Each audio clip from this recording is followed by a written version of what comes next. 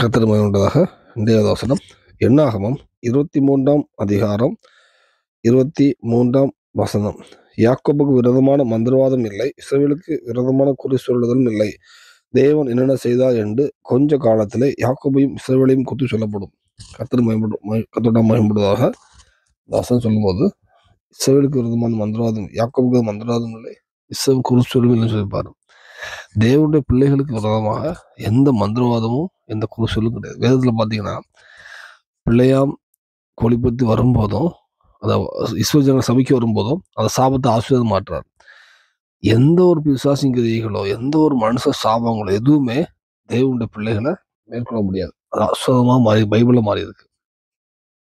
இந்த வேளையில் யாராவது நபர்கள் நம்ம பிசாசிங்கிரியர்கள் மீது போராட்டத்தினால ஏதாவது பொருளாதார பிரச்சனையோ வியாதியில் பிரச்சனை இந்த மாதிரி இருப்பீங்கன்னா, நம்ம பிசாசு நம்ம மேல் ஆளுகை செய்ய நம்ம ஏதாவது ஆவிக்குரியதில் நம்ம குறைபட்டு இருந்தோம்னா ஒரு விஷயம் சரி செஞ்சு கற்றுட்டு அர்ப்பணிப்போம். நான் ஒவ்வொரு அர்ப்பணிச்சும் நம்மளுக்கு உண்மையாக கத்தை ஒப்பு கொடுத்தாராம். நம்மளுக்கு கத்தில் நம்ம இருந்தோம்னா இந்த எந்த மந்திரவாதங்களோ எந்த பிசாசுங்கிறிகளோ உங்களை மேற்கொள்ள முடியாது. அதையெல்லாம் அப்படியே ஆசீர்வாதமாக மாட்டுவார். நீங்கள் ஏதாவது பிசாசு உங்களை திருடி உங்கள்கிட்ட இருந்து ஏதாவது ஒரு ஆரோக்கியத்தையோ ஏதாவது மந்திரவாதமோ பிசாசின் கிருமியத்தை எடுத்திருந்தானா அது இன்றைக்கு திரும்பி தர தேவன் கிருபை செய்வாராக.